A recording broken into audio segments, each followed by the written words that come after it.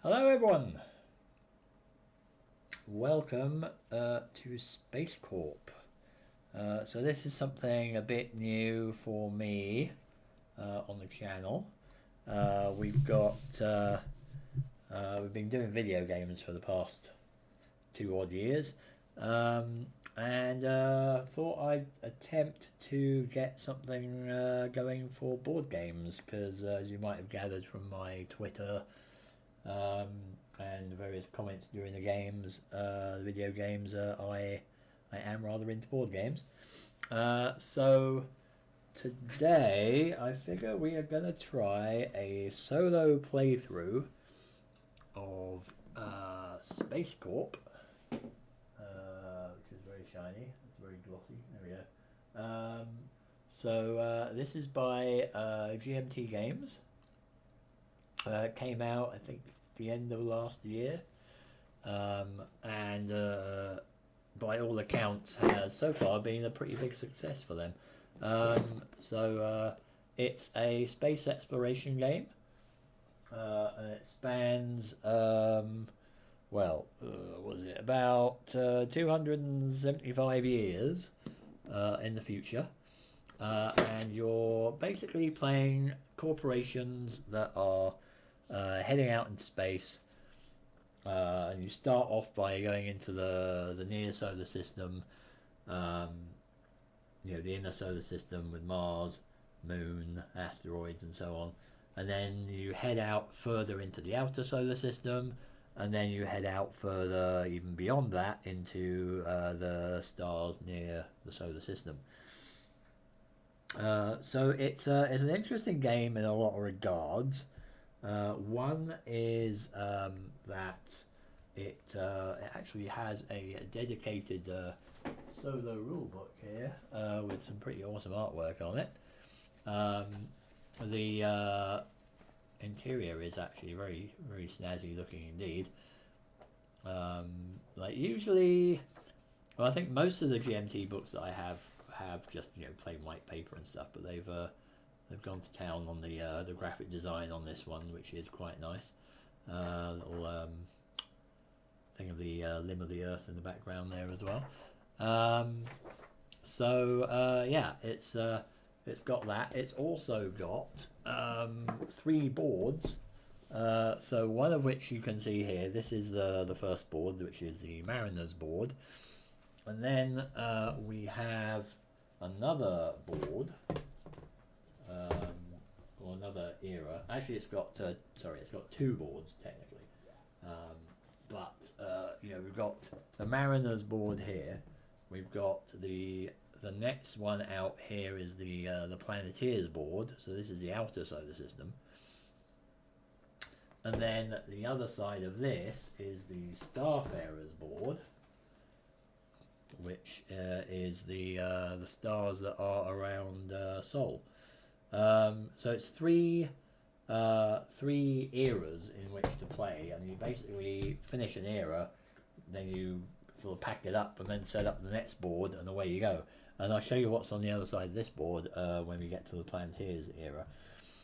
So the plan today is I'm going to get through the Mariners era and the Planeteers era, and then on Friday we'll do the Starfarers era, and then hopefully be able to finish that in one evening. It is possible. Usually when we play multiplayer, we can finish off a game at about the full game from Mariners to Planeteers in about 3 to 4 hours. I just figured it would be a little bit nicer to just spread it out a little bit. Just do the first 2 eras tonight, and then Starfarers on Friday, just in case things ran on a little bit, basically. And I don't have to kind of rush either to get things done. I will try afterwards to stitch things together, or edit them, or do something anyway, and get a VOD up on YouTube as well. I don't know how much I'd be editing it, because that would require quite a bit of time probably, but But you know, I can definitely tidy things up a little bit anyway. I will. I won't really go over the rules first. I'll just sort of go over them as we run into them, because it's a pretty simple game, to be honest. You know, you can see that we've got some cards on the side here, and you can see as well. I'll actually show this show another deck of this from the box. So 1 second. Right, so I'll show you the player boards. Also, I'll just show you this. This is the multiplayer book, which also has an awesome cover. I really like that.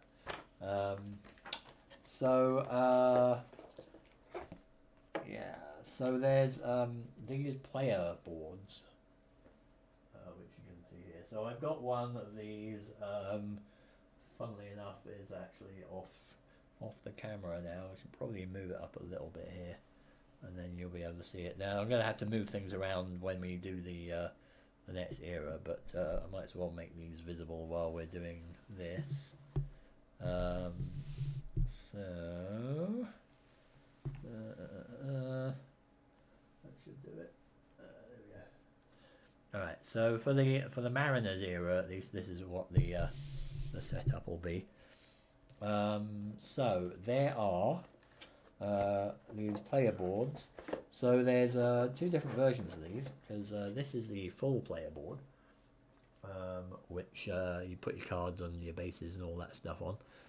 So this lets you play. This is the one you use if you want to play through all 3 of the eras, and this is the other one that you use if you just want to play through 2 of them, the last 2.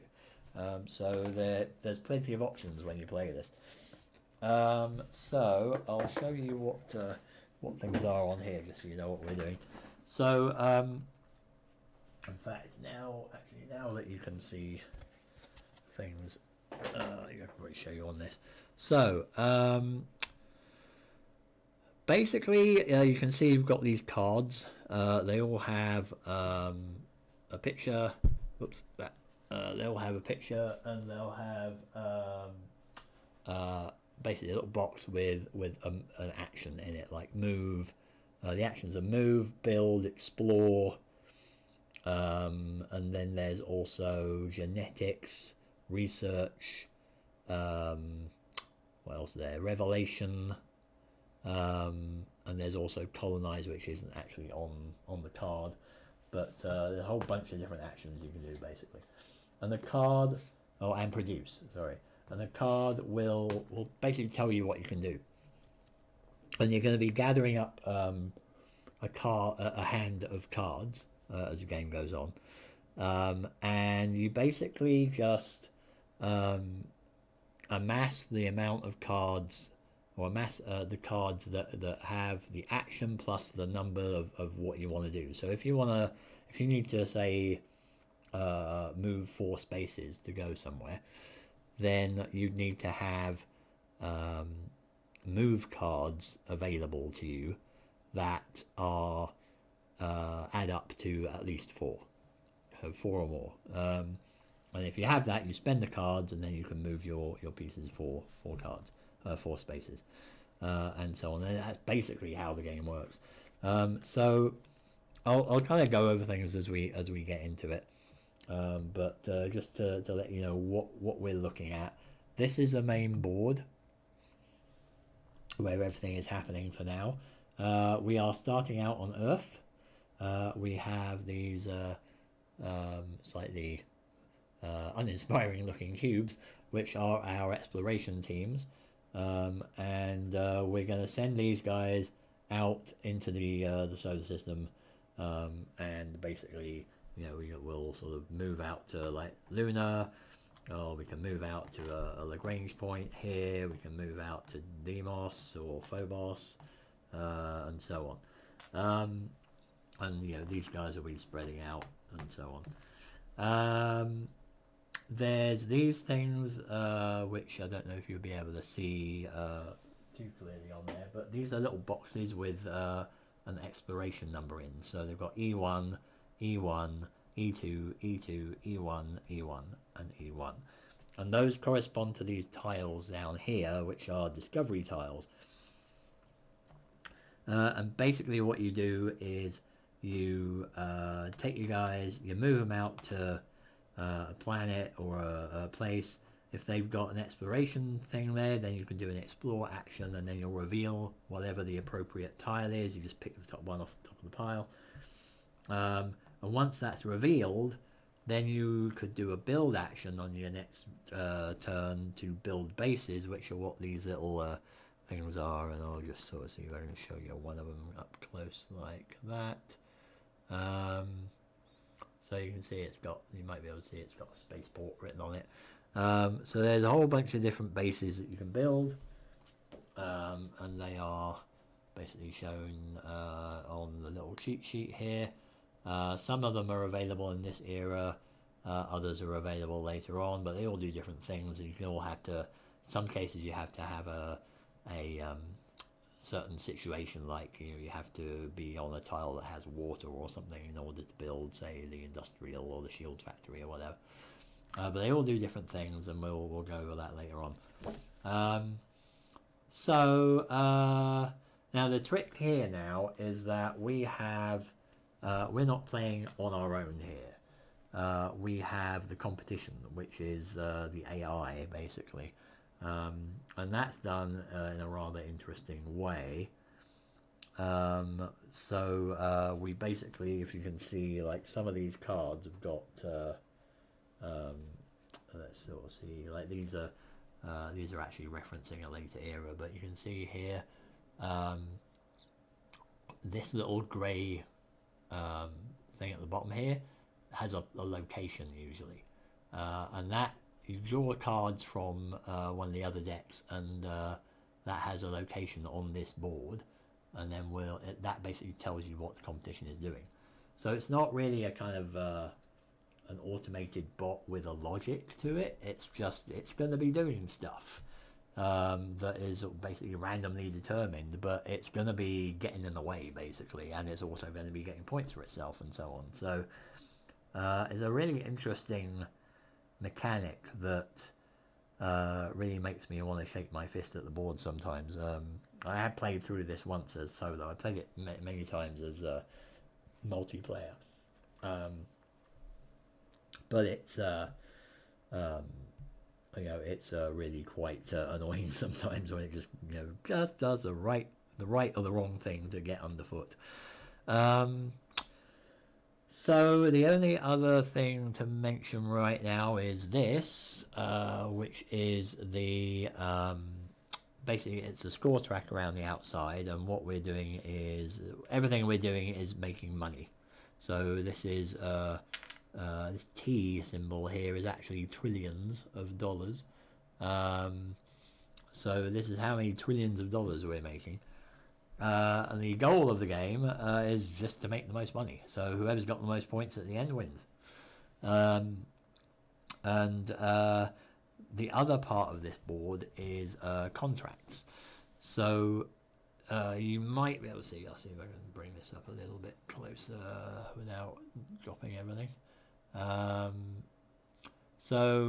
You can see that there's a whole bunch of different contracts you can do.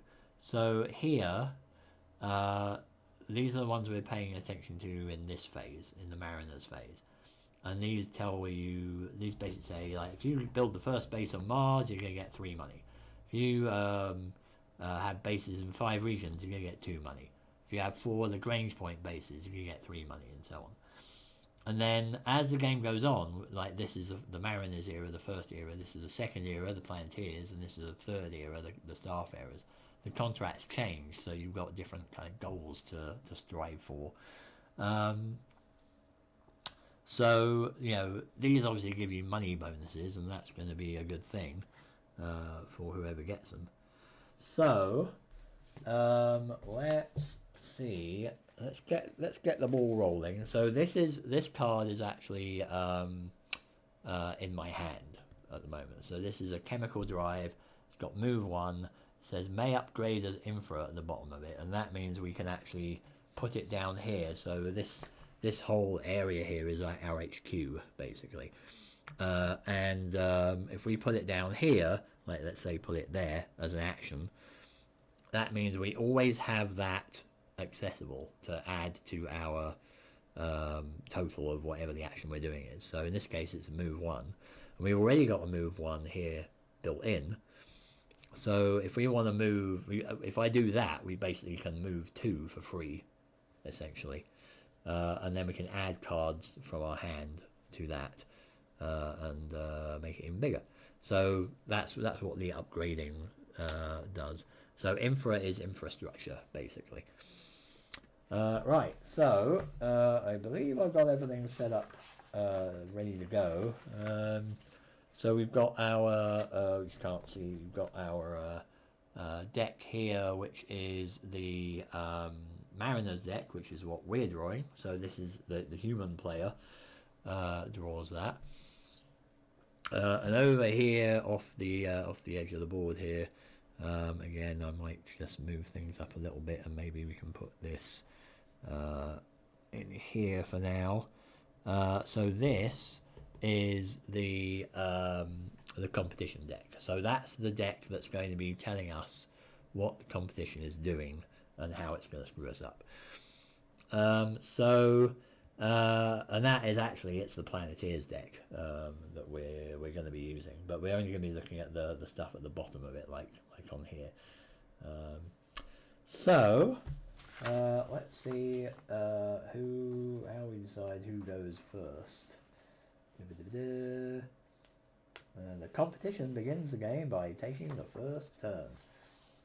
So the competition has all of these guys available. So this is 12. He's basically got all the other colours. He's got 12 of those, which is fun. I don't believe he puts all 12 down. So I only have 2 teams. He's got 12, so this is going to be fun. He's already at an advantage. But let's go and draw the first card. So competition goes first. You draw a competition card. And that says, so we basically ignore all of the stuff up here, but you can use this to kind of see what the cards look like. So this is a science booster. It's got move 4, explore 1, but we don't care about that. We care about what is at the bottom here, and that says Solar LP2/North Mars. So what does that mean? That means we have to perform an action at the site with the competition team if no teams perform at the site without base or the first site. So basically nobody's got anything out. This says Solar LP2/North Mars, so we're going to do something actually at Solar LP2. So LP is Lagrange point. These are the 4 basically 4 Lagrange points. So we've got Solar Lagrange point 1 down here, and we got the sun down here in the corner. If you can't see it, it's very small. We've got Solar Lagrange point 2 up here. We've got Lagrange point 4, and we got Lagrange point 5 over here. And you may be wondering, where's Lagrange point 3? Well, let's just quickly explain that Lagrange points are basically you've got an orbit like this, and they're basically the gravitationally stable points of the orbit. And what you end up doing is, like, if this is the orbit, this circle, what ends up happening is that you have like the planet over here. You've got 2 Lagrange points on either side of the planet, so in front and behind it relative to the sun. Let's say the sun is in the middle here. Then you have 2 Lagrange points 60 degrees ahead and behind the planet on the orbit. Those are the L4 and the L5 points. And the third one is actually on the opposite side of the sun. So it's quite a way out. So that's why it's not here. These are all the ones that are kind of near Earth on its orbit. Anyway, we've got Solar Lagrange point 2. And the action, so we have a little cheat sheet here that tells us what to do. Competition team is not present. If it's the Lagrange point, you place competition team. So we're going to stick a competition team. We're going to start with the greens on, so the Lagrange point, 2, which is over here. And then that's it. That's the competition's action. So I'm not going to explain everything in enormous detail as we go along. I'm just sort of explaining the first few moves, and then we'll see what comes out. So that's basically it. So you just reveal the top deck, do what it says, check your little cheat sheet, place cubes, etc. accordingly, and then see if it's in the position to win any contracts. And if it isn't, then you just carry on. And then it's my turn now. So I just have this little chemical drive here. And you can see, this is the list of the actions that I can do. I can do research, move, exploring, building, producing, genetics. Revelation isn't actually available in this phase. Upgrading a card, there's special things you can see on cards, and then colonies, which you can't do in this era. And all of these are dependent on whether they come up on the card that you have. Obviously, you can't do a build if you don't have build cards in your hand or on your HQ. So right now I don't really have anything. So I'm going to do a research action, which is up here. So this basically just is, you can draw cards equal to your research value, and you always have a minimum research of at least 2, because you've got that built into your headquarters. And you can either pull cards from the offers here, which are these sort of ready-made, always available type cards here, and they'll get replenished at the end of every turn, or you can pull it from the deck. And I am not fancying really the ones there, so I'm just going to draw 2 from the deck. So I'm going to draw 2, and astonishingly they're both the same. I did shuffle these things, but unfortunately these ended up in the same place. So great, I've got 3 move, and that's it. So you go through the turn sequence. So we ignore the 0 here, because that only happens in the Starfarers era. And then we've done the conduct an action bit, which is what we've just done now. Fulfill the contracts. No, we're not in any position to get any of the contracts yet. No one's got rewards because we skipped that. We're playing solo. Transport team, not relevant at this point. Discard, replenish offers, nothing doing there.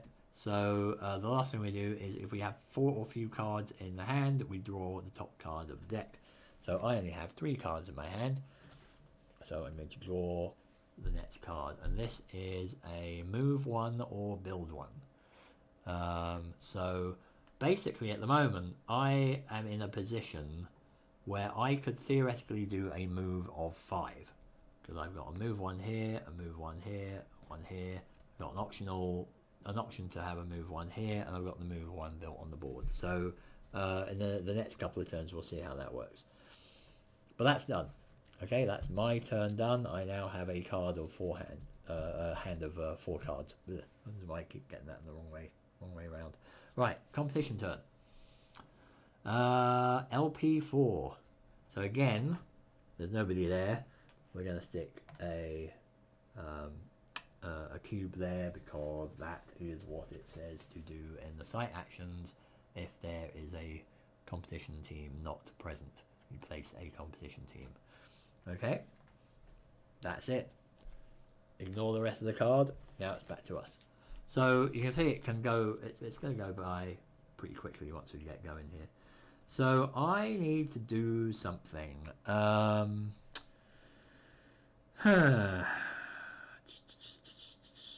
So I can do another research action.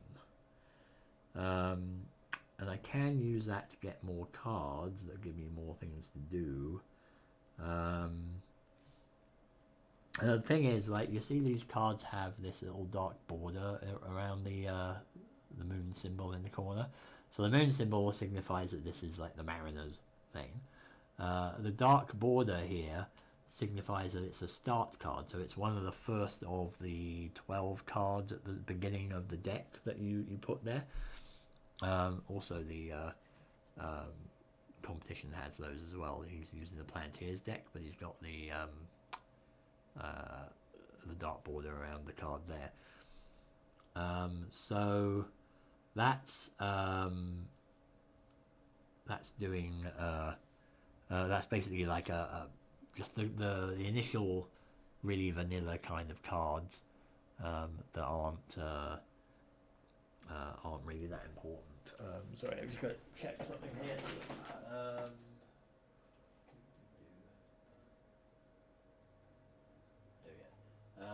Right. So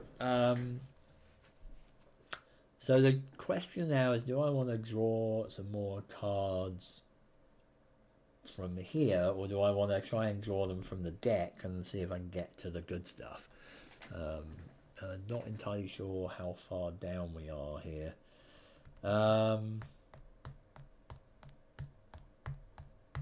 Because the longer I wait, the more chance there is for the competition to basically get out there and be doing stuff. Because you notice that he doesn't have to spend, he has no cards, or they have no cards. You know, they just put stuff on places. So it's as if they've spent however many points were required to move their dudes from here to here, for example. So I'm thinking I'm going to I'm going to take a risk here and get more cards, and I'm going to grab one card from the offers. So I'm going to grab a move and explore card here, and then I'm going to grab one from the deck, which is another move and a build. So now I have 6 cards. So I did a research action there. I've got 6 cards. That means I don't draw another card from the top of the deck, because you only do that when you have less than 4 cards. And that's my turn. So, competition. Solar LP2 or South Mars. That is almost the same as what we had last time. So, this is interesting, because now he's already got a guy at, or a team at the Lagrange site of Solar LP2. It does not, this says, like, does it have an empty explore box? It does not. Does it have a discovery tile? It does not. But just sort of realised here, we're not looking at this row, we're looking at this row, because a competition team is present. So it is present at the Lagrange site. Remove the team and place a competition base. So what that means is that all the competition's bases are in this mug. Okay, you can see them all perhaps in the corner, in the mug there. So they're all in here. So we're going to randomly draw one, and then if that is actually a base that can take effect at that location, then something interesting is going to happen. And I'll see if I can bring up the table here. So the competition base match events table at the top of the page here, basically. Let's bring out a refinery. Discovery tile has a P on it. Well, it doesn't. So this actually, you know, in real terms in the game, you can't actually put a refinery at the Lagrange point. But in this, for the solo game, we can, basically. So we've removed the team, because that goes away when when you place the base. So that goes back to the box at the bottom. And now they've got a yellow refinery there, and that means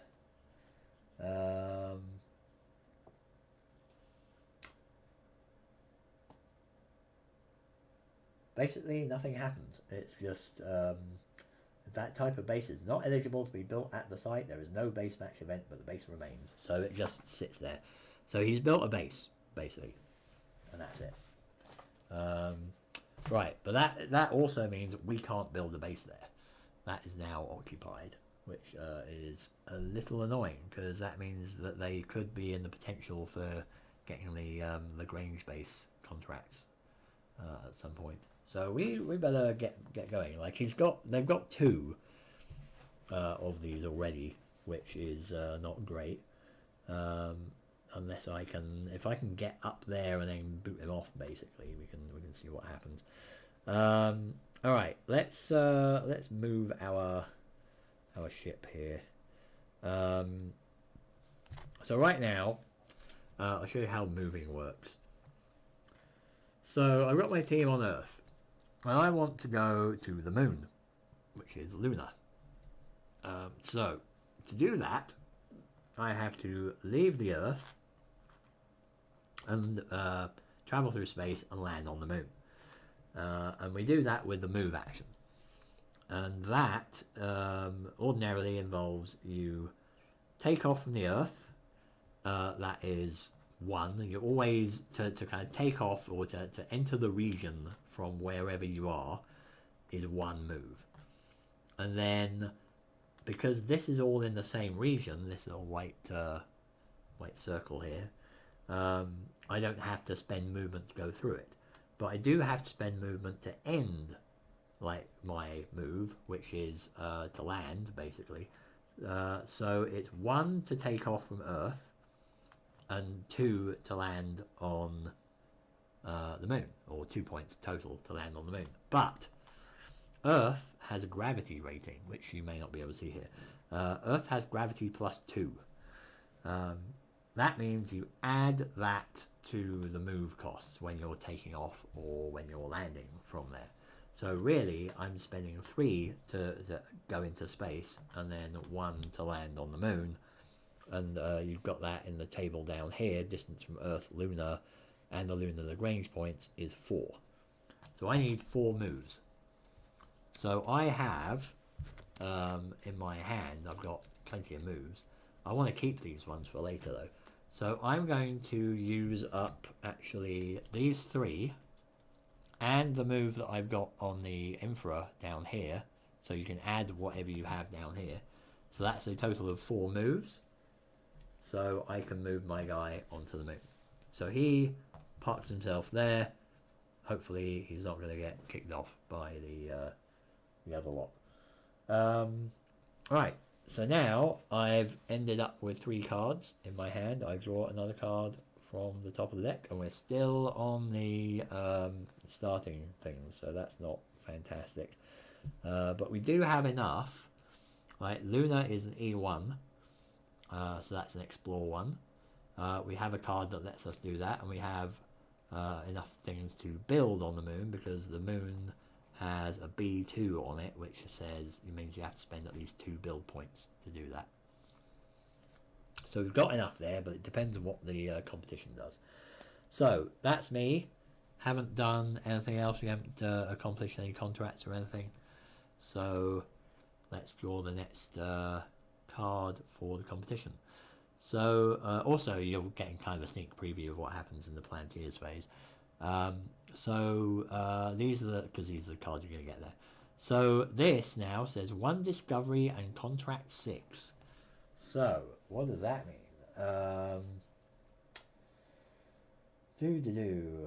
So it means if they have any teams on a site that has an exploration tile section, like an explorable site, which is one of the boxes, then they get to put an exploration tile on it, a discovery tile.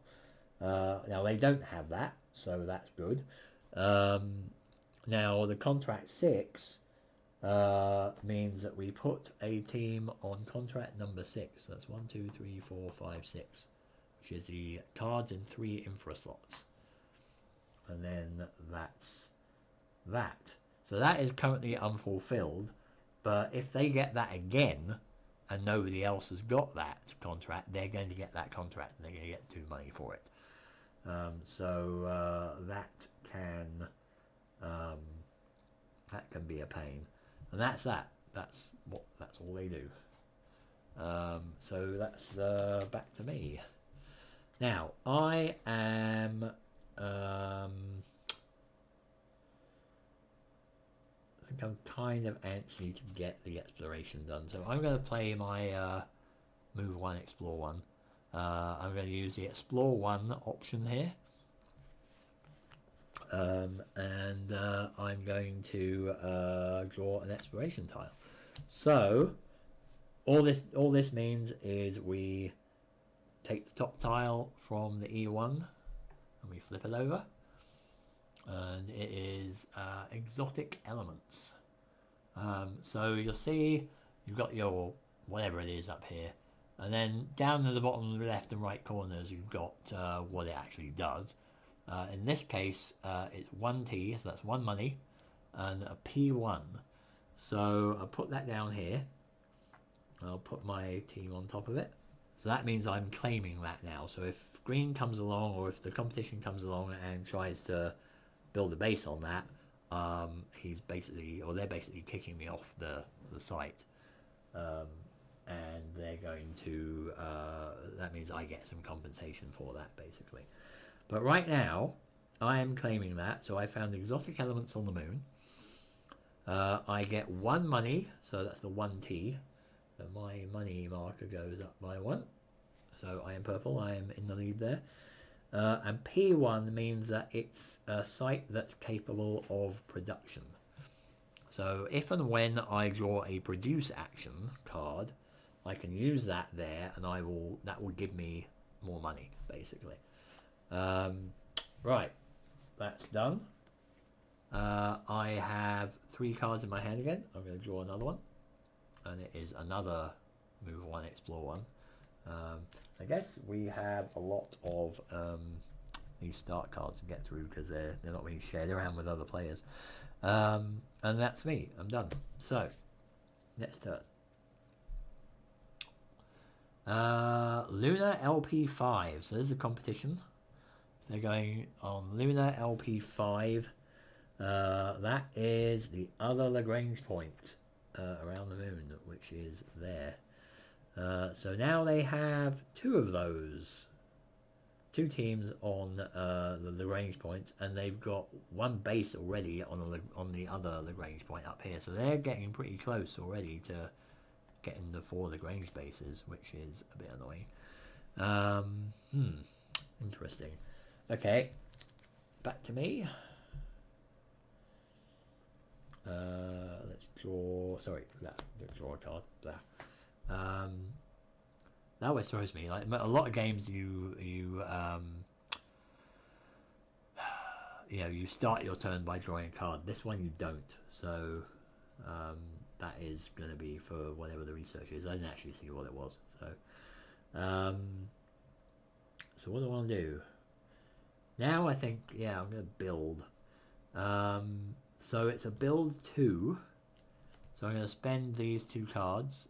So together, I've got build 1 and a build 1 here. That adds up to 2.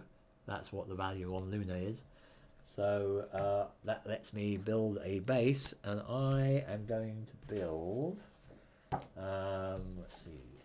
All right, let's show you the bases here.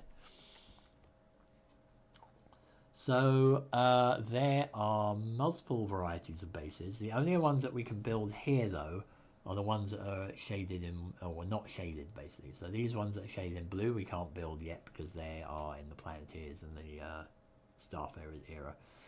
So right now, our options are attractions, biolabs, industrial, refinery, research, and a spaceport. Now, in this phase, we can only build a spaceport if the site is a Lagrange point. So that's out of action here because we're not on the range point. We're at the moon. So that's out. Research can be built anywhere. So that we're looking at this column here. Refineries can be built where the discovery tile has a P number, and the exotic elements tile that we just found does have a P number. And biolabs can only be built where a discovery tile has microbes on it, so we can't build that here. But the other option here is industrial. Now what that means is we can build an industrial base because there's a P number here, and that would double our build value in this region, but we don't really want to do that. There's not much point really, because competition's claimed basically the other Lagrange points. I'm not going to get them probably.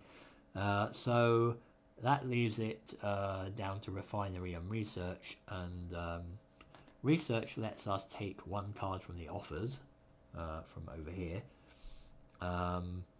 And I also should have updated that, sorry. So we'll draw a card from that. That should have updated at the end of my last turn.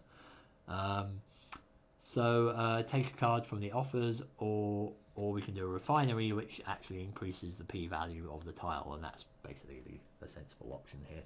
So we're going to build a refinery with our 2 points, and we're going to put that on here. So there we go. I have built a base on the moon. Unfortunately, there is no contract for that, so that's not going to happen. But that's that.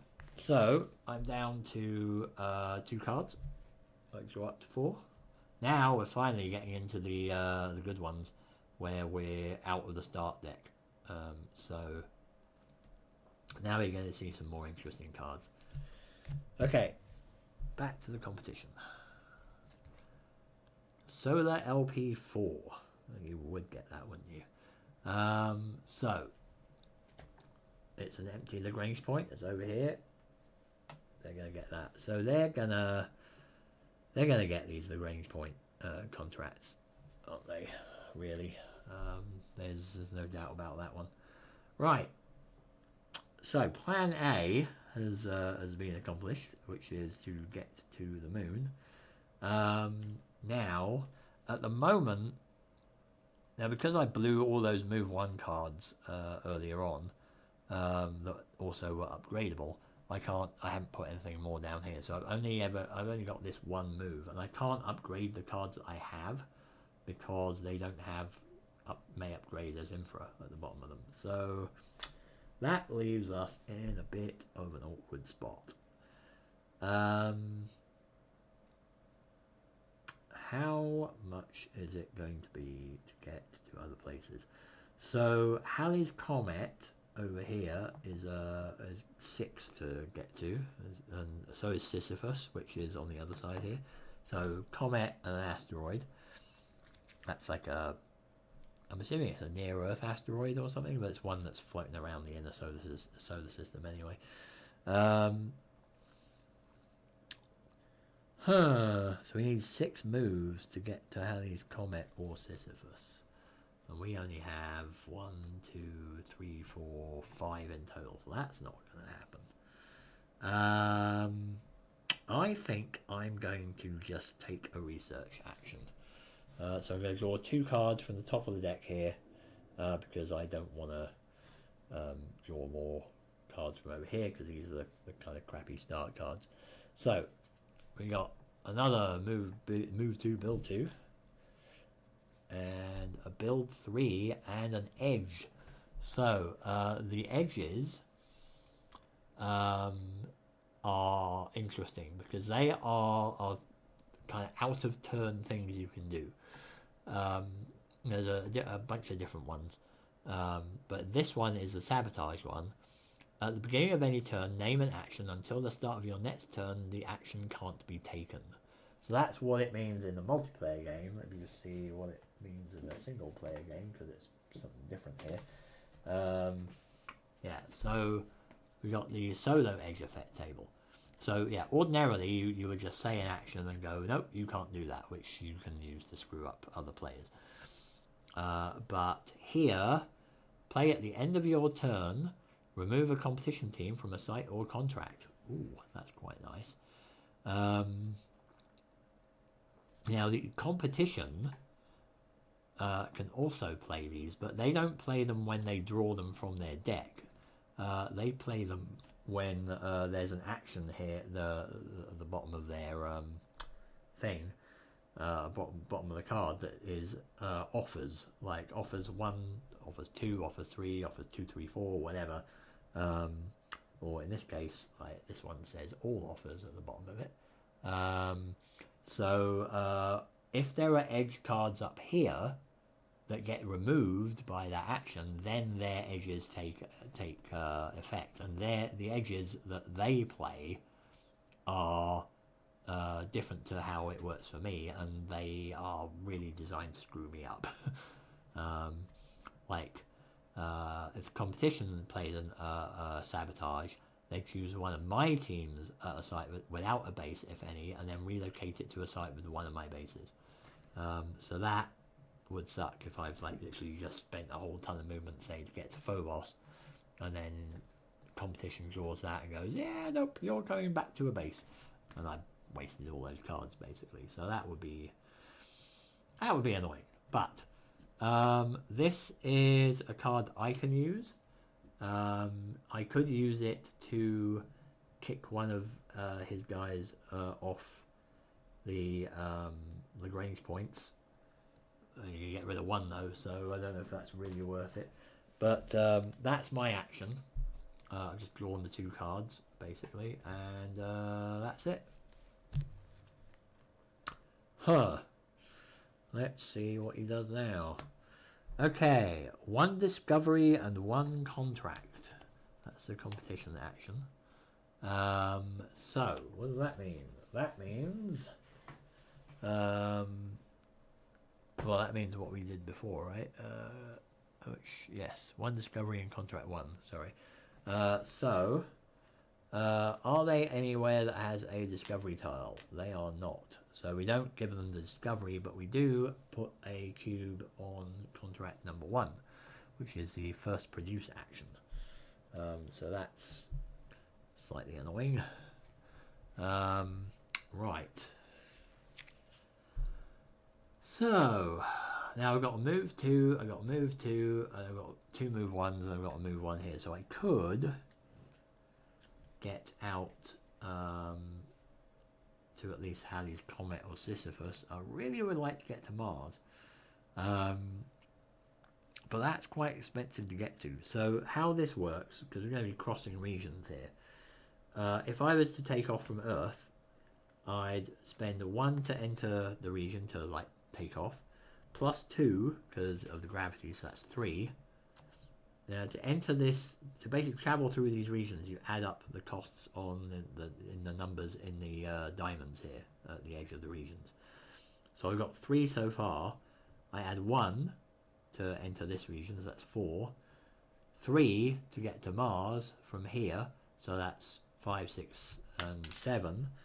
And then I'll be in here, and then I either spend an 8th point to land on Phobos, or 8 and then plus 1 because we've got a gravity of 1, so that's 9 to land on one of the Martian regions.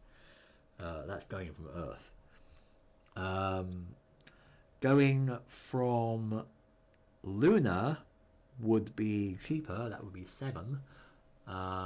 Unfortunately, I've got 2, 4, 5, 6. I do have 7.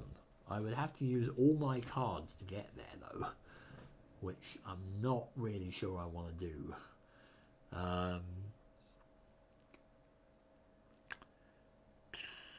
I could use 6 to go to Phobos or Deimos. Deimos again. Just spent an awful lot of time with him for the past 3 months in Assassin's Creed Odyssey. Darn, what do I want to do? Because if I move him from the refinery on the moon, basically, that's going to be cheaper.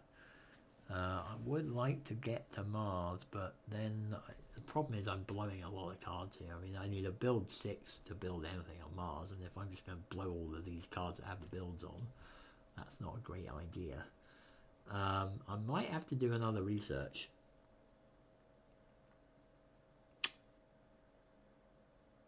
Because I don't know if it's worth going for any of the other Lagrange points, really. So yeah, I'm gonna hit do 2 research again. So what do we got? We got some interesting ones. So interesting. Okay, so the cards we drew have, both of them have research 2. So what this means is I could theoretically play both of these at once next turn and get research 2 plus research 2 plus the research 2 that I already have, and that will give me a grand total of research 6, which means I would draw 6 cards from my deck, which would be ridiculous. But these are coupled with some other good things. So this is a genetics card, so you see the genetics here. This is a rare action during this era. It's there's only 2 of these things in the whole of my deck, and that is important because you may notice there's this little wheel over here in the corner of my HQ, and it's got these little that tan. It's got this tan and black cube on it. So the tan cube is my genetics, and the black cube is my revelations, which we're not doing anything with until the next era. But the tan cube is genetics, and that can move. And if you look at the thing here, let's have a look. I'll show you on this. So if you look at the wheel on here, you see there's these little arrows going around in this direction. So you basically assume for every 1 point that you spend in genetics or revelations, you move your cube into the next segment. And if it rotates all the way around, so if you move it 3 times, that means you get a breakthrough if you move the black cube, or an adaptation if you move the brown cube. Now, in this phase, it's not actually possible to get an adaptation. They come out in the next era. But if you manage to somehow rotate your brown cube all the way around, you start off the next era with an adaptation. But we'll get to that later on. So genetics is quite good because the adaptations are really, really powerful things. They basically let you do stuff for free. It's like some of them will give you like, now you have build 3 all the time, or now you have this special ability all the time. So the other thing we've got here is a hack. And that is, in a multiplayer game, you would take 1 card from the offers down here. But this is not what we do here. Hack. Play when a competition card is revealed. Discard that card without effect and draw another. So, it's a risky one. Because if I don't like that card, I can go, aha, I'm going to play a hack. And that gets rid of this card. But it also gets rid of their card, but they might draw a better one afterwards. You don't know. But these are mine now anyway. So we're good. I am up to 1, 2, 3, 4, 5, 6, 7 cards now. So if I have more than 8 or more cards, I am not going to be able to do research anymore. Like there's a 7 card limit to that. That's just to stop you from building up masses of cards, basically. Right. I'm just going to slip a Alright.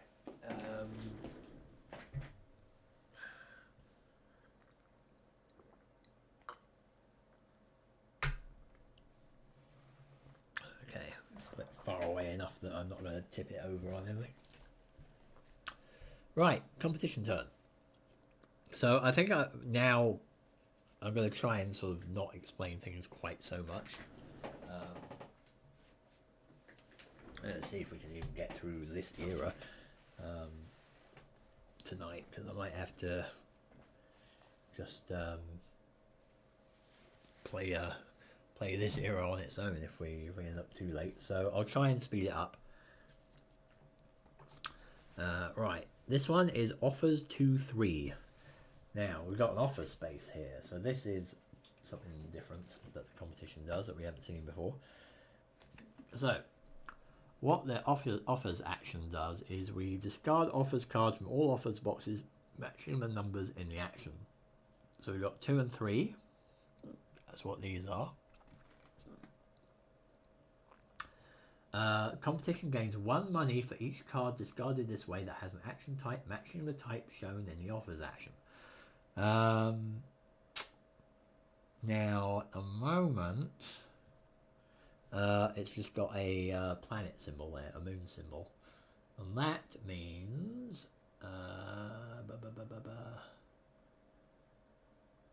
it's an era symbol. If the offers action shows an era symbol instead of an action type, further the competition offers action key on the board for the action types that trigger competition profit adjustment.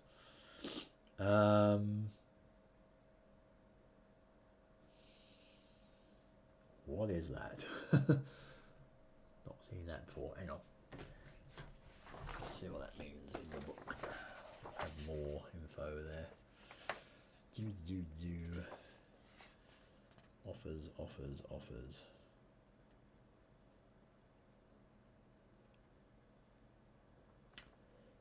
Okay.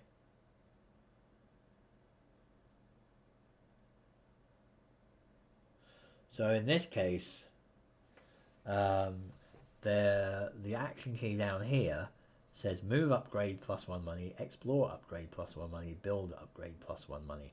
So if any of the cards that it was discarding were upgrades, like actually this one is, then if they were build, explore, or move upgrades, they'd get money for it, but they're not, so they don't get anything. So they just get discarded. They come back to here actually. That is that. Now, here's where it can get dangerous now. Because they don't get any money now, but now we have to draw 2 new cards, and if one of these cards has an edge on it, that means it's going to take effect. So hopefully not. So here we've got a, this is what a produce looks like. And here, ooh, we have another one. Produce 1, build 2. I did shuffle these. I'm not a terribly good shuffler, but I did shuffle them for quite a long time, so I'm assuming that's going to negate my badness at shuffling. Right. Interesting. Okay. So now we've got some produce on the boards, which is nice. So, back to me. But, I have... Now, unfortunately, those cards that I got last turn did not actually give me anything terribly useful because I wanted to move. Poop.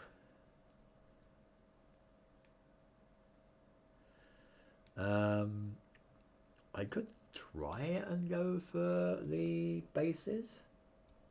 That could be interesting. But I would still need to spend the Lagrange points, I mean. I'd still have to spend these cards, which are actually quite good. And I'd have to spend 4 to get to the Lagrange ones around the moon. So it's still not really much better. But I think I'm going to have to suck it up, really. I mean, I can spend a cargo pod and the move 2 here, plus the move 1 there. And I can get myself to lunar Lagrange point 4. And then I still have a build left over that I can use to build there if he hasn't built there already. Could try that. Let's go for that. So I'm going to move my guy out to here and hope that the competition doesn't get a Lunar Lagrange point 4 in the next round, because if it does, then I am in trouble basically, because he'll kind of he'll basically have built the base there, and that's that for me. I can't do anything. So I am down to 5 cards, so I can't draw another one. Competition turn. Offers 3/4, and also another era thing. So now, so he's got offers 3/4 and the era symbol, which is the crescent. That's these 2 cards. So we've already got rid of this one that we've just drawn, but this has an upgrade as infra action on it. So that means he gets some money. So he's got 1 money from that discard, and now we redraw and hope we don't get an edge. So that's that, and that's that. So no further action. Whoops, no further action there. This is actually on my discard pile. Right. So that means I am now in a position where I can possibly build on that base, which I will do. So I'm going to kick, I'm going to basically do this. I don't think I have to look up what happens here, whether he gets kicked off. I think he just stays there, but we'll see. So there's no exploration there, so it's not like this where he got there and claimed a tile. So let's see what happens if I build and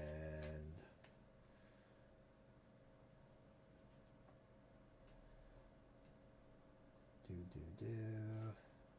So if you build a base at a site with a competition team, remove that team. If the removed team is on a discovery tile, then they're compensated, but they're not. So I just remove them. So I'm going to spend build 1. So Lunar Lagrange point 4 has a build of 1. I've got a build 2 here, so that's more than enough. I'm going to build a spaceport on that. Whoops. Because that's what you build on Lagrange points. And then the green guy goes back to the box and he gets removed. So I basically kicked him off. So that's nice. Maybe I can get 4 Lagrange points. That'd be interesting. So I got 4 cards. I draw 1 more from the deck. Oh, now this is a good one. It's explore or build, but it's may upgrade as infra. So if I put this in my HQ at a later action, I will be able to use that, but basically put it here. I'll be able to use that every turn, which would be really nice. So that was good. All right, competition. Wow, got a lot of offers here. Offers 1, 2, 3, and this actually has a symbol on it, which is the come here, you. It's the research symbol. So if any of these were research cards, they get 1 money, but they don't. So these go away. Now there's 3, so we've got 3 chances of edges coming up from here. Now I will say, as we go through this, this is the size of my deck now. When this deck gets to 0, when it runs out of cards, that's the end of the era. The other trigger to end the era is if 6 of those contracts are fulfilled, which none are at the moment, but they may be later on, we'll see. So now I got to draw these cards. So that's fine. That's fine. Oh, that's fine. So we've got build 1 that is upgradable. We've got produce 1 or explore 2. That's also quite nice. And we've got another research 2 and genetics 1. So, ooh, that's tempting. So if I can get that, then that will go very nicely with the genetics 1 I already have, and I'll have both the genetics. So I'm very tempted to do a research action now and grab those. Possibly even grab the core driller 1 as well.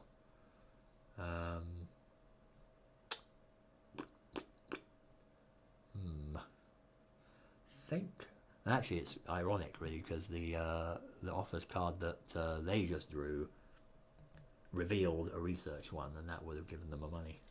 But I think I'm going to do a research.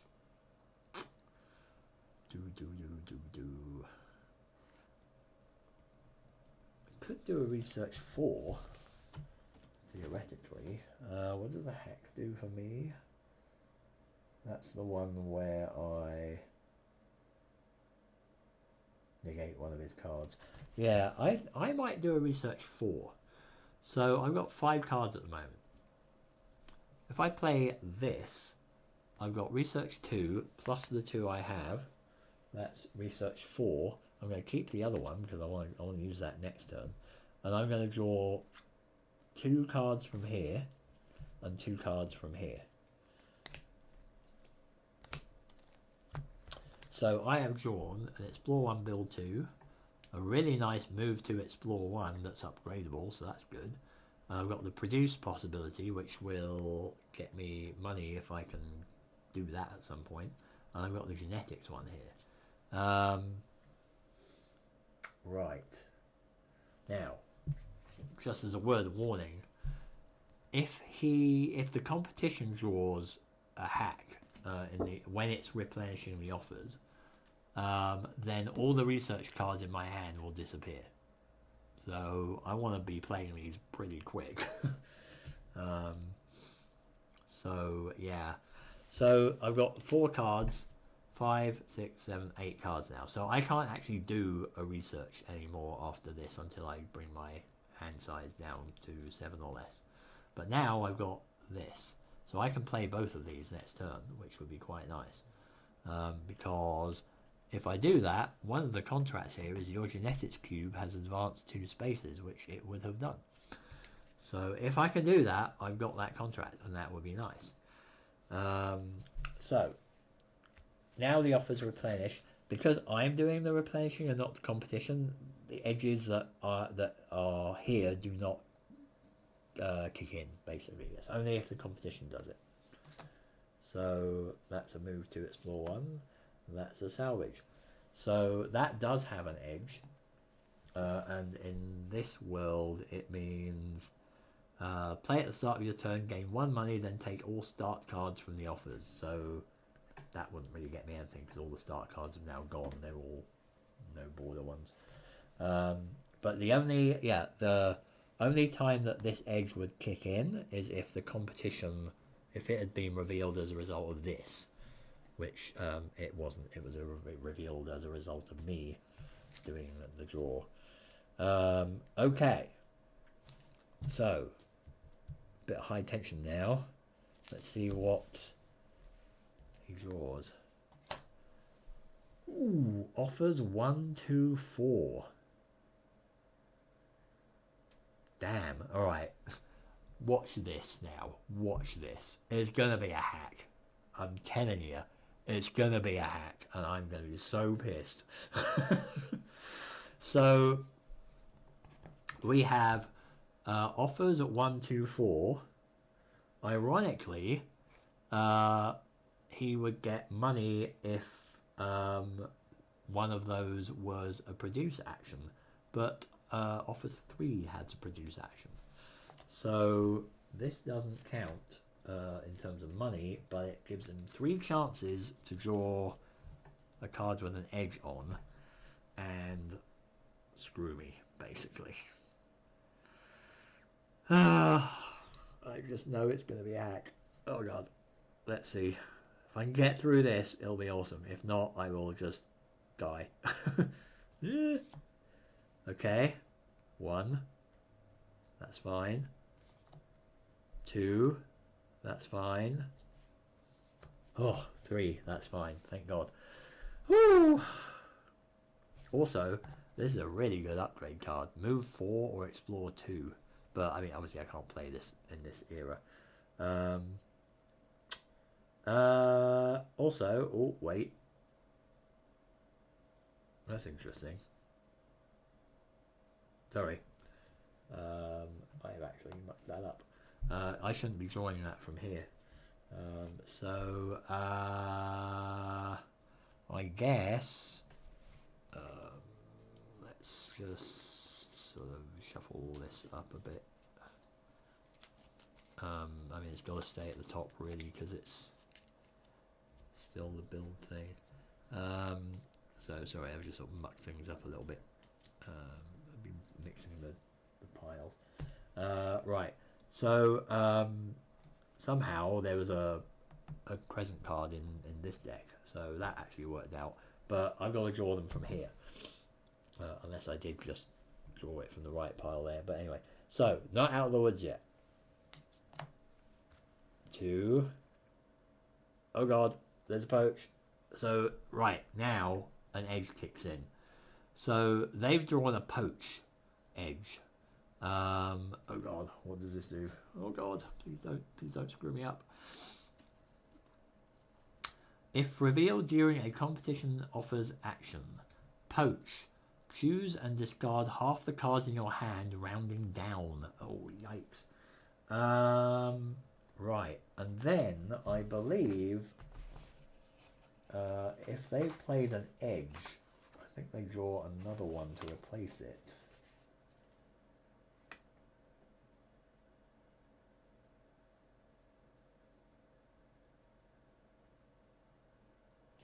Do they? Or do they just place the card and that's it?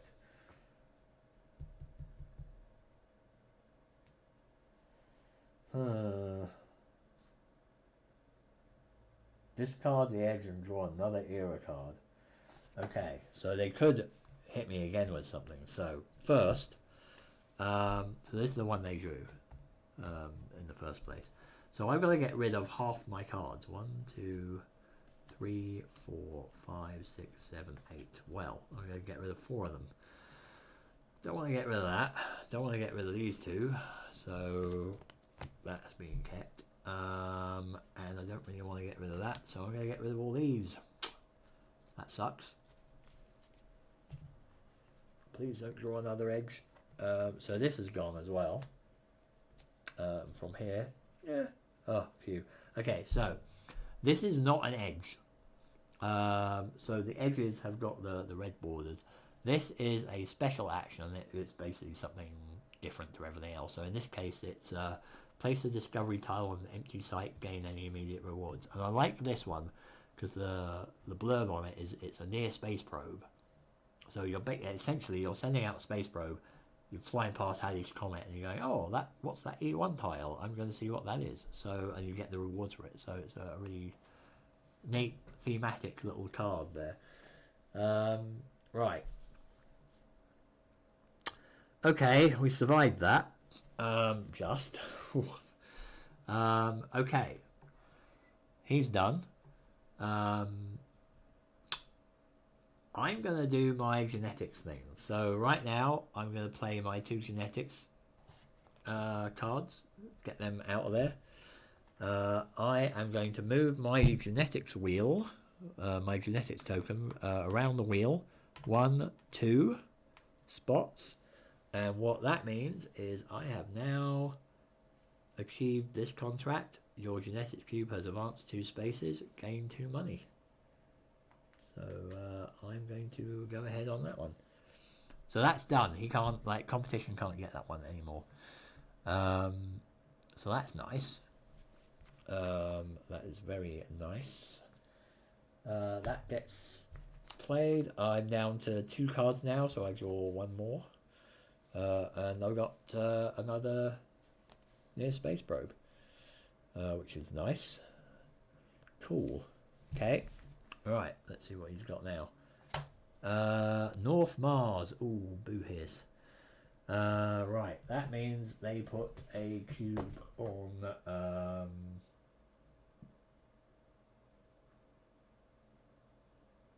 there.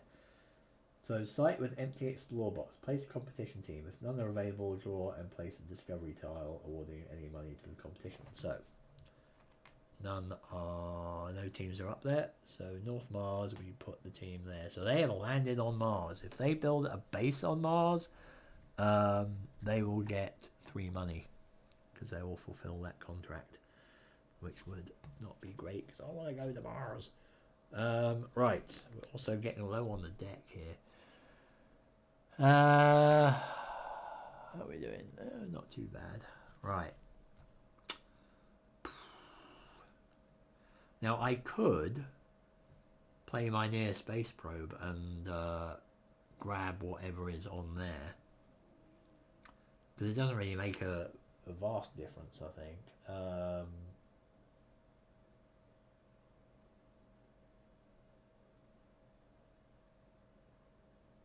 I suppose it does mean that if I got the exploration tile there, that means that if North Mars comes up again, they will get the base built there. Just realised, hang on.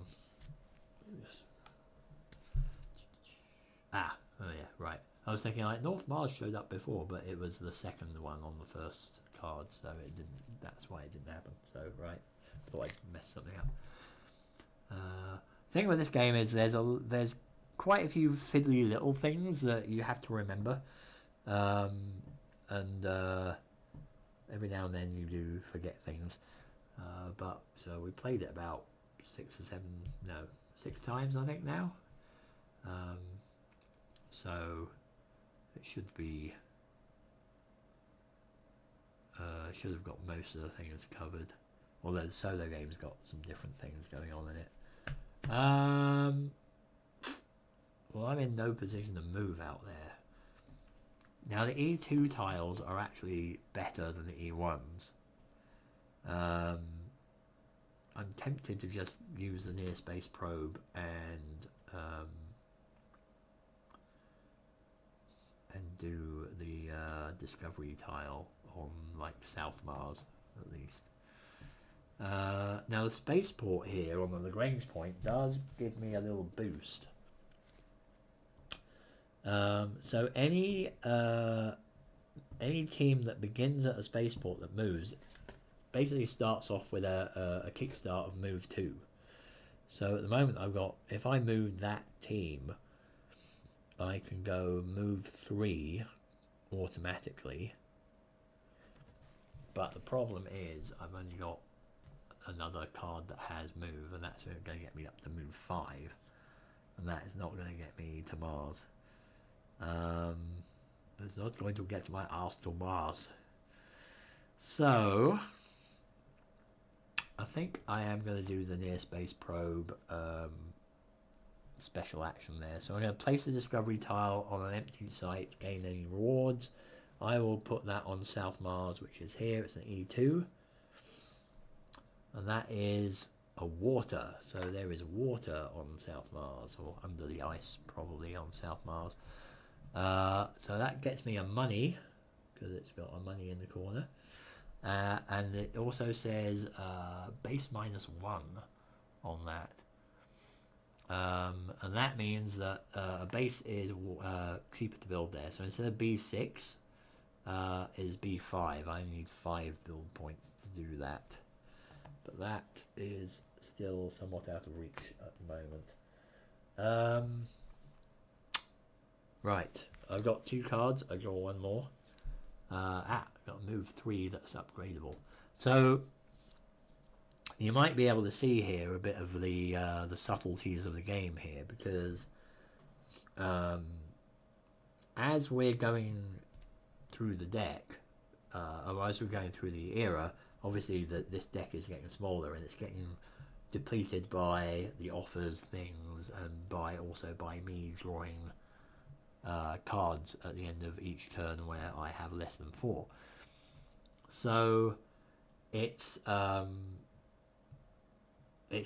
all kind of accelerating towards the end game, basically, which is when this runs out. So I don't know if there's actually any way to stop that short of just getting more cards. And I suppose that if I got more, even if I got more cards from here, they'd be replenished from the deck. So it's this inexorable ticking of the clock, basically. So, and you know, I haven't actually accomplished that much so far as well, which is interesting as well. But anyway, this is upgradable too, so that's a good thing. Might be an idea to do that next turn, but it means we're not doing other things as well, right? So you're either choosing to upgrade or you're choosing to do something more exciting. But that's my card. Competition turn. Solar LP2 / South Mars. Ooh, oh, that's not good. So that means they already have a base at Solar LP2. So what does that do?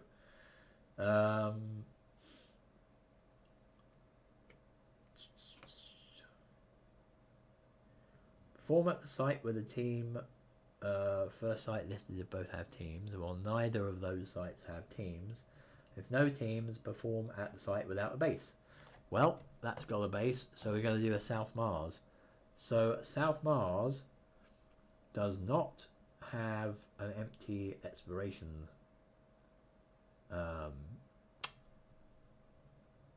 slot here. So, but the competition team is not present because they're living on North Mars. So we're going to put blue, and it says site with discovery tile. Place a competition team at the site, not on the tile. So it's actually, they haven't claimed it. They've just landed on the planet, basically. So theoretically, I could get out there, land, and if they still haven't drawn enough, or they still haven't drawn the action to build a base there. In other words, if they haven't got another card that says South Mars, which would let them put the base there, then they I could still build the base on South Mars before they do, but that's going to be tricky to do because I'm going to need a lot of builds. I've only got one build at the moment, and I'm going to need a lot of moves to get there.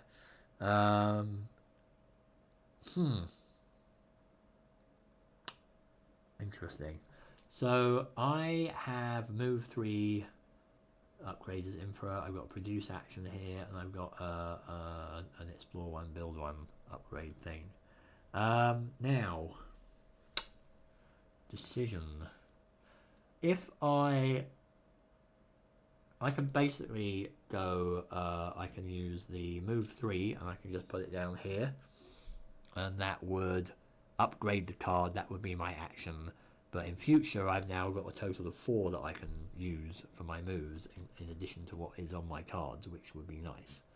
Although obviously I'd have to do some research to get some cards that let me move.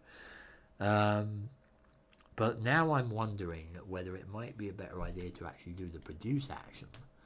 Because if I did this, I can produce from my refinery on the moon. And that would let me get P1 + 1 for the refinery. So that would let me get 2 more money. And on top of that, it would let me get the first produce action here. Because the competition doesn't have this yet. They've just kind of... they're halfway there. If they got another card that said contract 1 on it, then they'd be all the way there and this team would disappear and they'd get the contract. So I think I'm going to actually do the produce action. So we're going to do a produce 1 on the refinery, on the moon here. That's going to get me 2 money, 1, 2. And that's also going to get me the first produce action, which is another 2. And this is going to kick him back into the box again. And now I'm down to 2 cards. I draw 1 more card and away we go.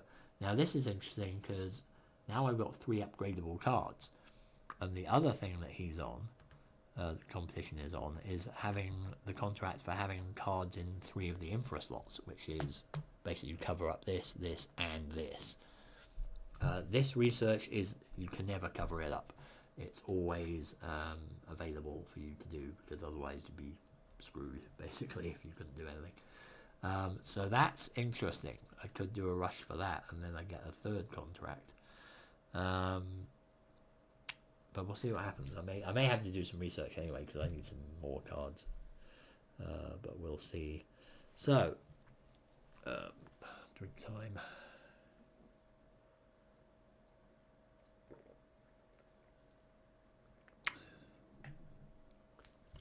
Right. Competition turn. Offers 2, 3, and we're looking for upgrades. Right. So you don't do the edge when they remove the offers, I believe. Let me just double check. I'm pretty sure you don't do it when they remove it.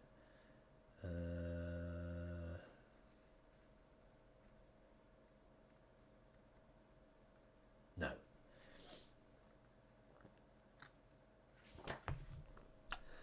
So again, this has got the moon symbol on it. So we're looking for upgrades, and this one is actually an upgrade.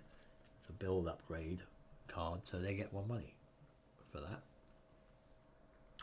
That goes over there, and then they draw 2 more. Uh-oh, we've got an edge intercept. Oh dear, that's probably not good. If revealed during a competition offers action intercept, the competition takes another turn after this one. Ouch. Okay. Well, that goes away. I mean, that's done basically. But they're going to have another. They're going to draw another card. Dupe. That's that. That's normal. Okay. Now they do another turn. Offers 1-3. Well, that's interesting. Technically, so we've got an offers 1. This is upgradable, but this is a double upgrade one. The move, it's a move or explore. So what happens with that? Do we know?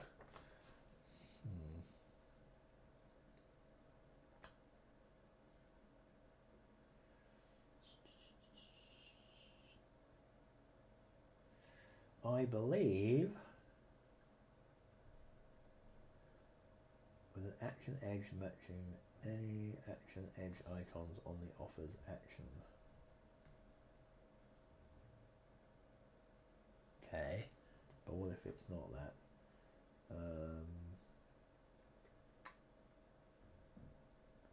Competition gains 1 money for each upgrade card discarded. So it's just the cards. So they're actually going to get 2 money from this. So this is discarded and this is discarded. It's only 2 cards. So they're going to get 2 money. 1, 2. And that goes there. And then we got to replenish this. And that is fine. Now we've only got 5 cards left. That is not good.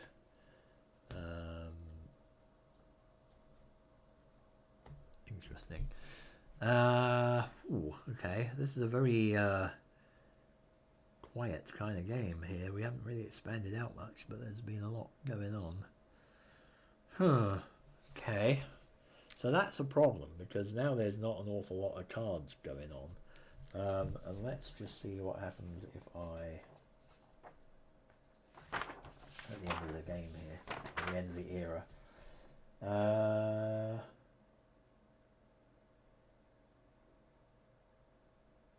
So I think we're going to get to the point of emptying the draw pile way before we do the 6 contracts. So emptying the draw pile, if this occurs, you take 1 more turn without an intervening competition turn, and then the era ends. Crap. I've just got nothing. I mean,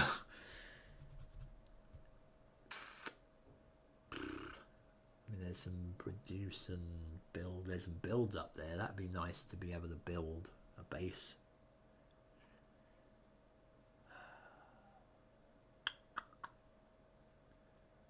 Then that'll draw 2 more from there.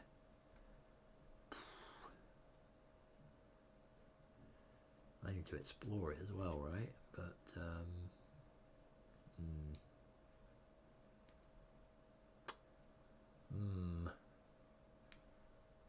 need to do research though.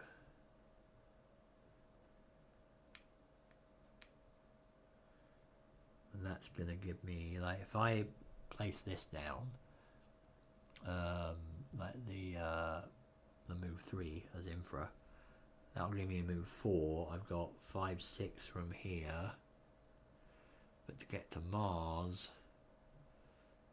from the Lagrange point, I would basically need 1, 2, 3, 4, 5, 6, 7, 8. I think. Let me just double check. This is the bit that always confuses me.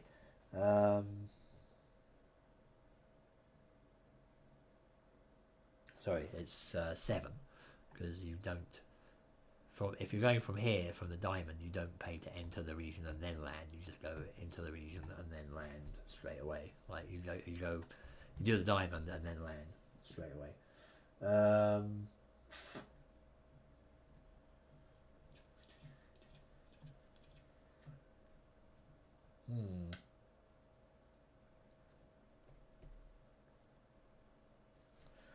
So that'd be 7, right? And I'd still need more then,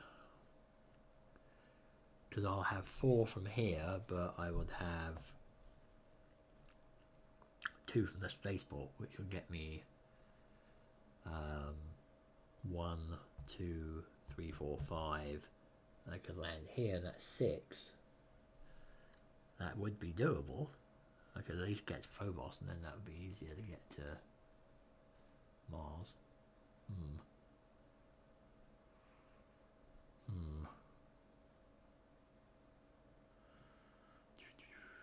And if we're getting near the end, I think I'm going to take the risk and upgrade my card here. So I'm going to put that on there. That's my action. I've got an upgraded infra here. So in the future I'm going to have 4 moves, and then I've got to draw a card, and that's giving me another build, so that's nice. And then the competition goes. 1 discovery and contract 1. Haha! You don't get a contract 1 because I've already got that. So that's negated, but the 1 discovery, they are on a place there that can do that.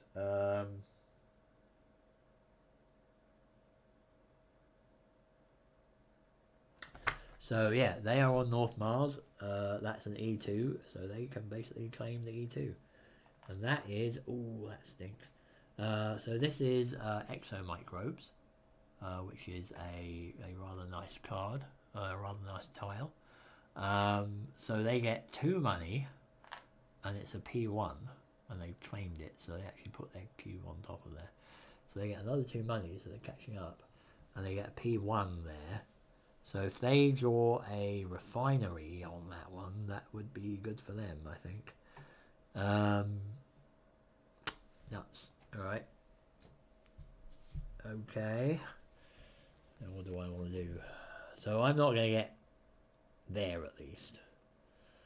There's a slim possibility that I might get the South Mars one, but meh. I'm not fancying my chances.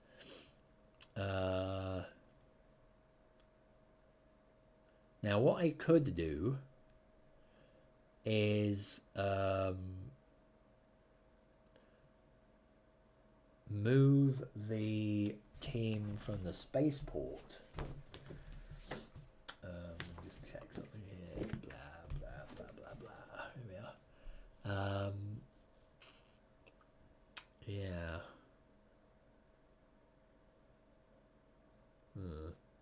So yeah, if I move the team from the spaceport, I've got a move of 6 right there. And if because I've got 4 here, plus 2 from the spaceport, that's what it gives me as a bonus if I start from there. So if I go fling out to Phobos, then I don't even have to spend a card to do that. Now the other thing I can do, if we look at the turn sequence, I mentioned this earlier, we've got conduct action. I've done my action, so I haven't spent any cards because that's all built in basically, so I don't have to whittle things down there. Fulfill contracts, haven't fulfilled, nothing to fulfill. No, not yet. Rewards we skip. Now transport team, this is a really important extra thing you can do.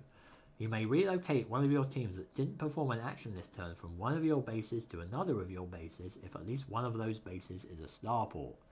So what that means, like normally if you want to move anywhere, you have to either start or end at a base. So in this case, I'm fine. I start at my spaceport, I end up over there.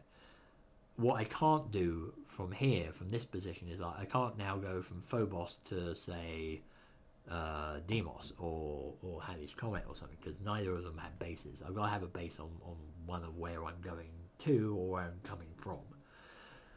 But the important thing about Transport Team is that you can just move one of your teams that didn't perform an action to another of your bases from one of your bases if one of them is a spaceport. So I've got a spaceport and a refinery here. So I've got my dude on the moon. I can just pop him over to the spaceport, bam, without spending a move card or anything.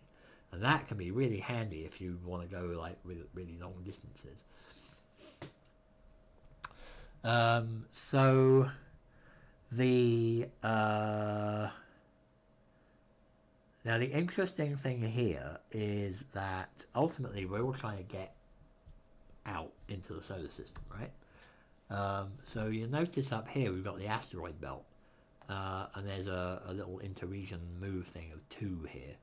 So now that I'm on Phobos, if I can build a base there, then I have a chance of going out into the asteroid belt, and whoever gets out in the asteroid belt gets this first beyond marker. And what that does is it gives you a little head start in the next era. So, you know, as we saw, the next era is the outer solar system beyond the asteroid belt, or the asteroid belt and beyond. And if you get the first beyond marker, you end up having, at least in the multiplayer game, you end up being able to start on the asteroid series, and you get to explore it for free at the beginning. So it's a pretty big head start. So that would be nice to get, but the competition also has an opportunity to get that as well. And also I have to build a base. I have to explore here and build a base and then go out. Now fortunately, well, I was going to say fortunately it's not that high, but build costs here are quite high. It's an explore 1 to reveal the tile, but it's build 5. So that's a bit steep, but we'll see what we can do. We've got build 3 already, and there's 2 build 2s on the board in the office spaces, so if we grab them we might be able to do something. But again, we're getting low on cards, so crap. I'm not really going to be able to do all the upgrades that I want to do either, which is really annoying. I think if I want to go for first beyond, I have to do the explore, which will then mean that I draw a card from the deck, and then I have to do builds, but I don't have enough builds unless I get a miracle and find a card that says base -2.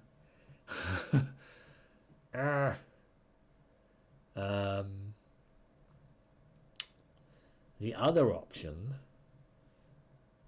is that I could just send my guy from the Grange Point 4 here, the spaceport, all the way out to the asteroid belt. But that's going to cost quite a lot of moves. That's going to be 1, 2, 3, 4, 5, 6, 7, and then you have to spend 1 to enter it, so it's 8 to enter the asteroid belt.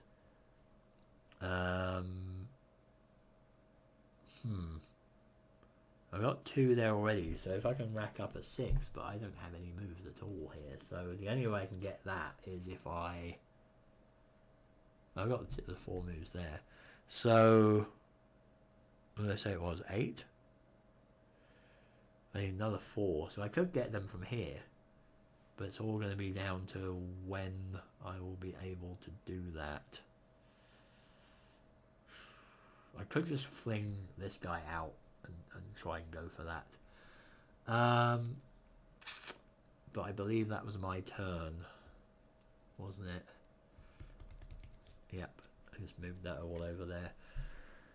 And now I actually have to draw another card, right? And I don't think I drew one.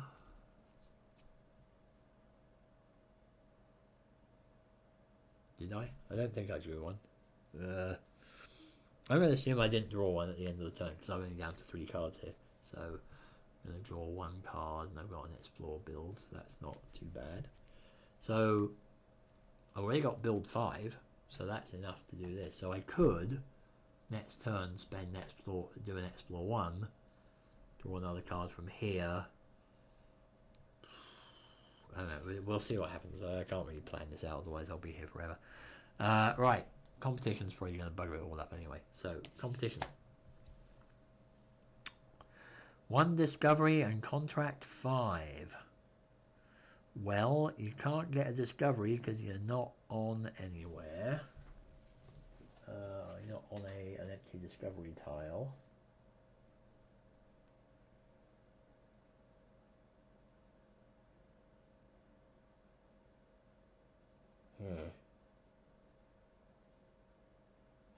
And contract 5 is the genetics one, and that's already been fulfilled.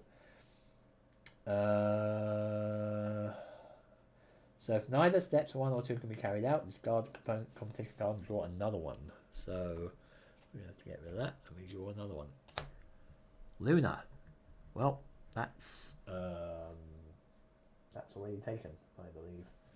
But I believe that means if you or the competition already has a base at the site listed in the action, discard the card and draw another one. Yeah. Oh, that's interesting. Does that... that's interesting. Hang on. Ah, okay, right. So we're going to discard another one. Draw another one, I mean. South Mars. Right, so South Mars they can do something at. Because the competition team is present. That's this guy. Remove team and place competition base. So this goes back.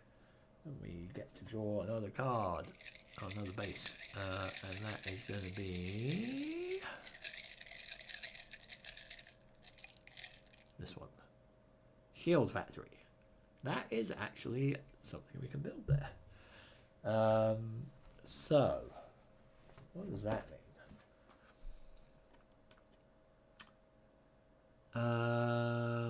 But it's not something we can build in this era.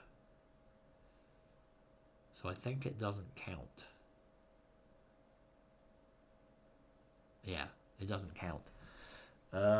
So it's not an eligible base, basically. So they don't get any money for it or anything, basically.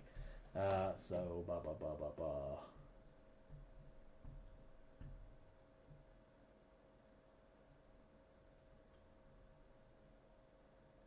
yeah, if the base meets all build requirements for the current era, which it doesn't,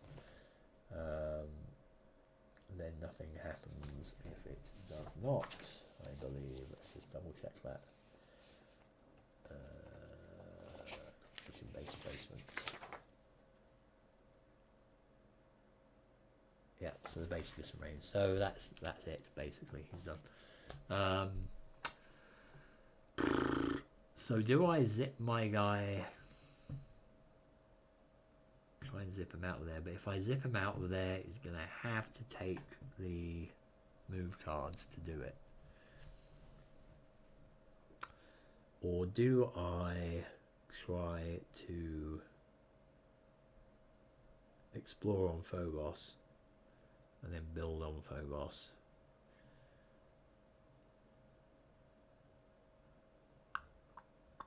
And hope that doesn't run things out. Because if I explore, there's only 3 cards left, right?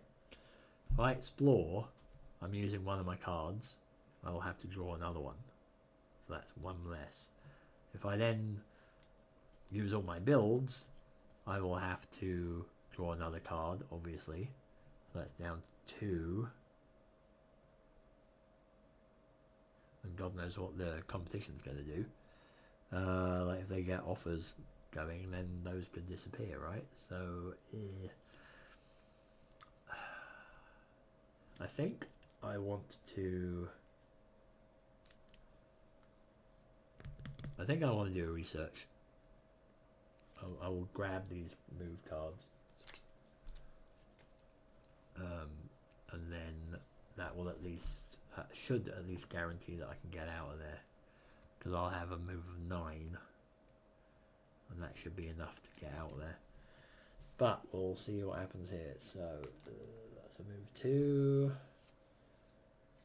Let's explore 1. I have more than 4 cards now, so that's fine. Right. Very much in the end game here. So let's see what he does. South Mars or North Mars? Well, South Mars is built on already, but North Mars is not. Like, he's got a guy there, but we can draw another base. So let's do that. And we are drawing a research, which is eligible, because researches are always eligible. Biolab would have been awesome for that one, but so research, if you, as in the player, have more profit than the competition, it gains 1 money. I do have more profit than the competition, so they gain 1 money. Nuts. Close. Right, and that's that. So I need to do my my getting the duck out fudge move here. So just to double check, it's 1. So to leave from here, it's 1, 2, 3, 4, 5, 6, 7, 8 to get to the asteroid belt. I have 4 already. I don't have any other moves, so I'm going to play my 2 that I just drew. So that's a 3 and a 2. So I've got a move of 9. Actually, hang on, it's 8. Wait a minute, it's 8 moves to get out there, but this has got a +2, right? Because it's a spaceport. So I've actually got a move of 6 at the moment. So I could. Do I want to play the move or the build? I'll just play the move one. So this will get me up to 9, because I've got 4, 5, 6, and then +3 is 9. So I just have to spend 1 card, and that will fling me all the way from the spaceport at Lunar Lagrange 4 all the way out to the asteroid belt, which means I grab the first Beyond marker. Hooray! That's kind of cool. I'm still above 4 cards, so I am done. I don't need to draw another card, so that's good. So we're not at the end of the game yet, but let's see what competition does. North Mars. Well, you've got North Mars, so we've decided, or we've established that you just draw another card if you can't do that. Also, that guy's gone away because he's built the base. Limos or Phobos? Right, well, Limos has nothing on it, so we get to put a dude on there. That's it.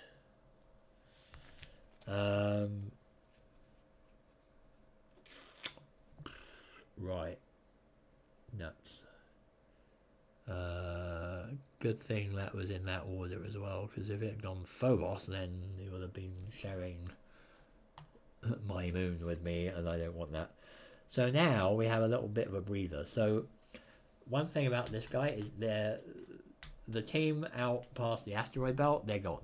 They are no longer in the game. So I only have the 1 team left on Phobos, and they have to build. They have to explore and build, basically. So at this point, I wonder if it might be worth just doing an upgrade. So I'm going to explore. I'm going to do an explore 1, build 1 upgrade here. and I'm going to put that over here. Oops. So that's 2 of my slots have now been filled. If I have a chance to put the 3rd one down, which I do actually have another thing that I can put down on the HQ there, then I could get that contract, which is nice. They're nice and easy ones to get. But problem is I've got 4 or less cards now. So having done that, I'm down to 4. I have to draw this card. And if I draw this card, I believe that is what ends the game, or ends the era. So when either draw pile has been emptied, so if this occurs, you take 1 more turn, the competition doesn't, and then the era ends. So I draw the card. There's another explore 1, build 1. Now, here's the rub.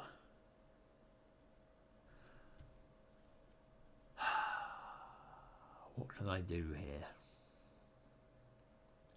So, a couple of options. I produce 1 card. That would let me produce from my refinery here. So the number after the produce is how many tiles you can produce from.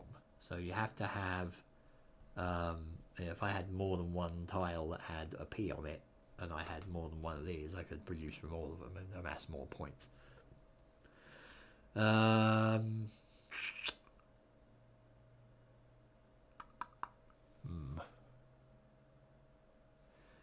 Now I can do that and get 2 points. Or I can plonk one of these things down, like either the explore 1 or another explore 1, build 1.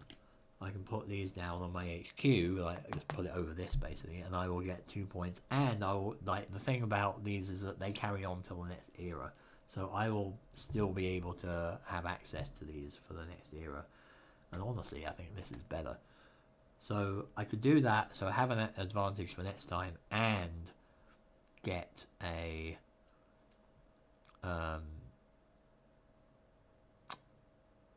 get the 2 money, which would be nice.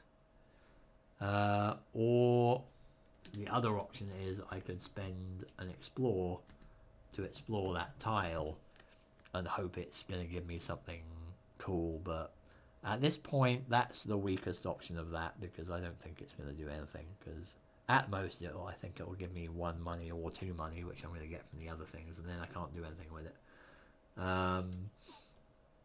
So I think I'm going to go for this, because I've already got the produce action contract. I'm going to go for this. I'm going to upgrade the move to that. So now I have all 3 of these slots filled, so I kick this guy out and I get this contract, which gets me another 2 money, and then that's it, because that was the last turn. That was you get 1 more turn and the competition doesn't. So that is the end of the Mariners era. And that took a lot longer than I thought it would, but that's probably because I was A, late starting, and B, explaining things and trying to get a feel for what I'm supposed to be doing here. So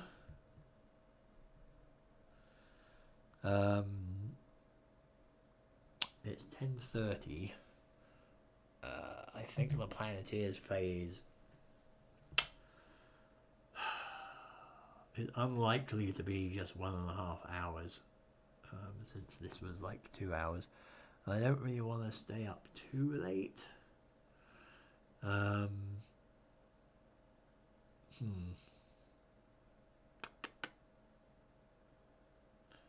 Thinkings. So what I'll do, I think it's going to be safer if I set up the Planeteers era now and then start playing through the Planeteers era next time on Friday, and whether we'll get to play the Starfarers era as well on Friday, I don't know, because the Starfarers era is a bit heavier than the other ones. So I might have to just relocate that to like the weekend or Monday night or something.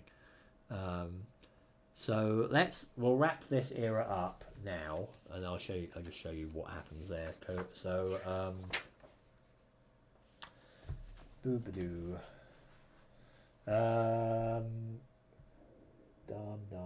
So, conclusion of the Mariners or Planeteers era. Prepare for the next era by conducting the following steps. Competition bonus production. Competition gains XT where X is equal to the competition base discovery pair with the highest current production value.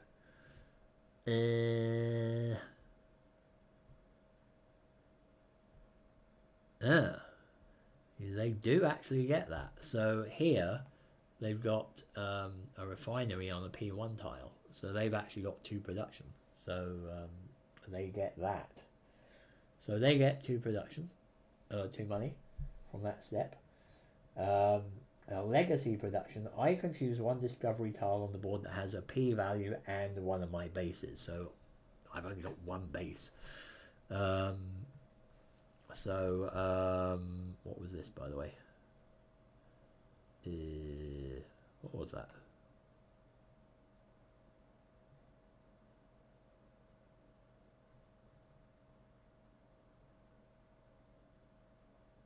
Is that here? I guess that was there, wasn't it? Yeah.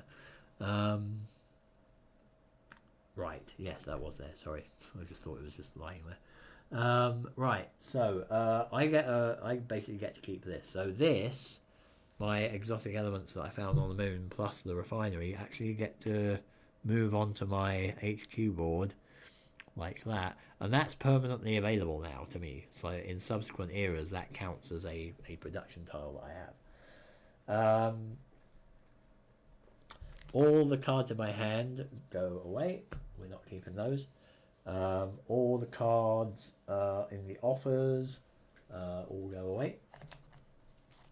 We're not keeping them. Cards on my HQ stay exactly where they are though, because I'm keeping them until next turn. So that's all the cards, and then all the pieces from the board go away. My bases come back to the thing here. I don't actually have the only base I have. My teams come back to my little HQ here.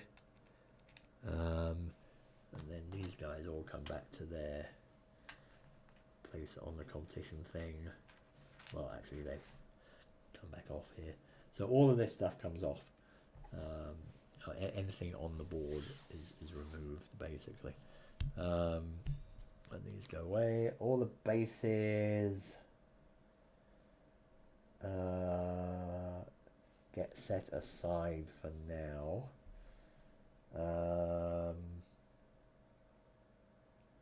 Remove discovery tiles, go back in the box.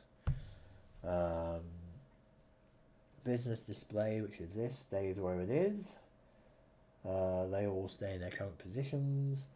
So the board now gets replaced. So, right, I'm going to have to rejiggle things a little bit here. So the board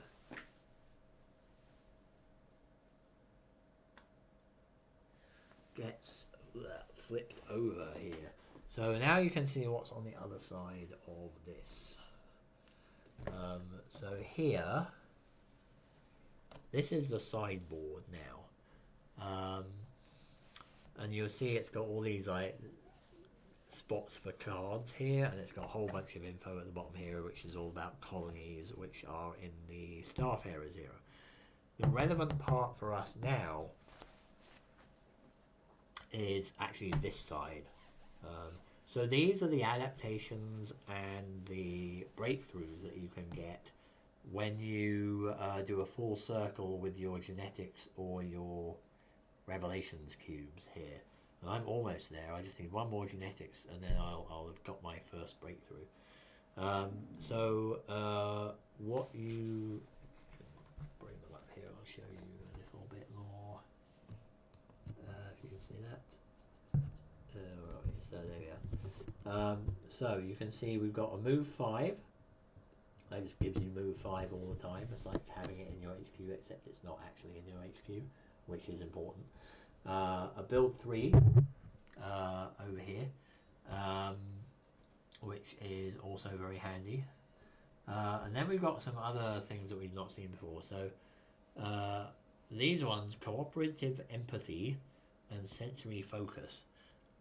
Cooperative empathy is it's not. I don't think it's actually useful at all in this game. That might not actually be here in the solo game, because it's in the normal game, if you can use an opponent's infra or base, and they would get a reward for that. They get a free card draw, but that I don't think that's actually part of the solo game, because that doesn't mean anything here. Sensory focus. Whenever you would draw an E3, so there's E3 tiles in the Planeteers board, or a primary discovery tile, which are the ones on the Starfarers board, you draw 2 and pick the one that you want to use. So that's quite nice. But this is the big one, radiation resistant.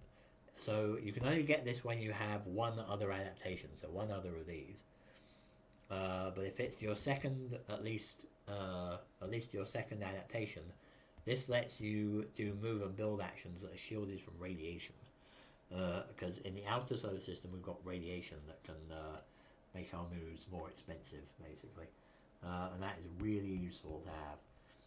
And then these breakthroughs you get when you your Revelations cube rotates around. Because we'll start seeing revelation actions in the next phase, and that it'll let us do draw one more card when we do research. It'll double our explore value, which is handy, because the values for moving and exploring get bigger in the other boards as you have to travel longer distances or whatever. And then there's the energy fields advantage, which is a really useful one even later on, but I'll get to that when we get to it, basically. But for now, this is basically now a sideboard, and this is going to be interesting when we are looking here, because we have to rearrange things quite a bit, unfortunately. I don't think I'm going to be able to show you because of the camera and how far I can move it away here, which I'll see what I can do to fix it. I might have to put it on a boom or something like that, but at the moment it's on a little mounting arm attached to my desk, and it's as high up as it can go. But yeah, we're going to have to hide this, unfortunately, because we're going to need some space. So these are the Planeteers cards, which we're going to need in a minute. And we're going to have to hide this as well, I fear. Or at least partly hide it. Yeah. Let me move the microphone. Get my noggin in the way. Try not to jostle. There we go. Okay, because now we need to set up the other board. We are going planeteering. So we will shift that along.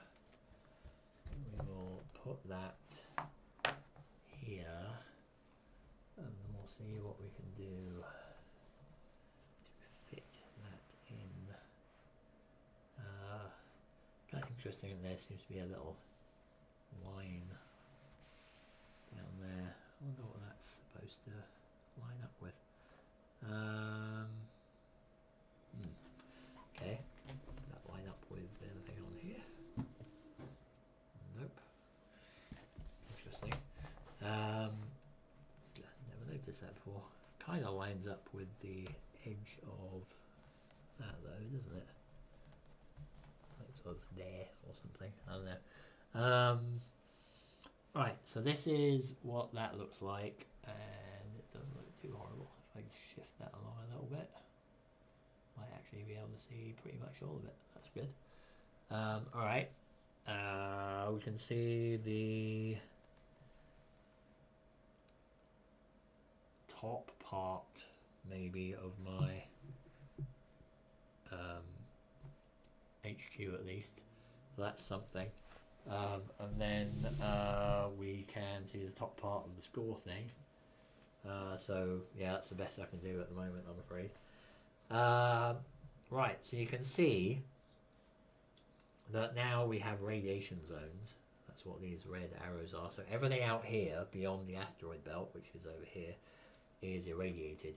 And that means if you do not have shielding for your moving or building, and that will be written on the cards, like it'll say something like build, but it'll have shielded written on the side. Then if you don't have that and you do part of your move or all of your move out here or build out here, then you have to pay an extra 2 money. Yeah, so you actually lose points. And the idea is that you're basically sending people out into space without proper protection from the radiation, and there are inevitable lawsuits and, you know, paying damages and so on that cost you money. Quite a lot of it, apparently. Right, so what else can I describe briefly here? So we have E1s, E2s, and E3s. E1s are in the asteroids. I think all the moons out here are at least E2, but some of them are E3. The Galilean satellites are mostly E3. Europa, Callisto, and my personal favourite, Ganymede, are E3s, and Io is an E2. Most of the big Saturnian satellites here are E2, but Titan is an E3. All the Iranian satellites are E2s, Triton's an E2, and Pluto and Charon are E2. So they're not, the exploration cost there isn't horrible. The build costs though, asteroids here are B3. Most of these moons are B4 to B6. These are B5 to B6. These are B7s. Triton's a B10, and Pluto and Charon are a whopping B12. So you're going to need a lot of builds for those. So that's going to be interesting. The movements are obviously a lot higher. It's pretty easy to get around the asteroid belt, but then you start getting into the other regions and you're going, you know, 2 to get from Jupiter to Saturn, 4 to get from Saturn to Uranus. But there's also an addition, that's what these transit additions are, because the idea is that these planets all aren't in a line. They're kind of, you go out to like Jupiter and then there may be Saturn, but Uranus might be on the other side of the solar system, and Neptune's over here somewhere, and Pluto's up there somewhere. So you actually have to add 6, 12 or 18 to the movement, and that makes it quite expensive to get anywhere. I mean, to go from anywhere that isn't Jupiter, so Saturn, Uranus or Triton, to go from there to Pluto, as you can see down here, is 24 to 26 move. So we're going to need a lot of movement there. But yeah, so that's, otherwise, I mean, it works the same way, basically, as Mariners. So I'll probably just sort of quickly go over this again next time, just for a reminder. But now that we have done that, we have finished the Mariners era, and we can go on to the Planeteers era. But you know what? I'm going to do all the setting up there, like after the stream, before the next one. So I just wanted to show what the Planeteers board looked like and what this looked like, and then we'll start with everything set up on Friday. So I'm going to leave that there because my voice is going as well. So hopefully that was coherent enough. I think once I got going, it was reasonably good, but had a few technical hitches at the start, annoyingly. So I'm not sure why I'm getting those. Like I had to upgrade the camera software, and now OBS is being really weird with the camera. So I'll see if I can figure that out before Friday. It's unlikely because I'm not going to have a lot of time. But maybe over the weekend I can figure it out. Right, but anyway, I'll leave that there. So hopefully that made sense. Hopefully that was interesting. Hope you can catch the Planeteers era on Friday. We are now in the year 2070 to 2149, so we're getting ahead in the future here. Yeah, so we'll do this on Friday. I don't know if we're going to be able to do staff errors on Friday as well, but we'll see. Because I won't have to explain everything on Friday again, because this was there was a lot of explaining in this round. But we can just get straight into it on Friday. So that might speed things up.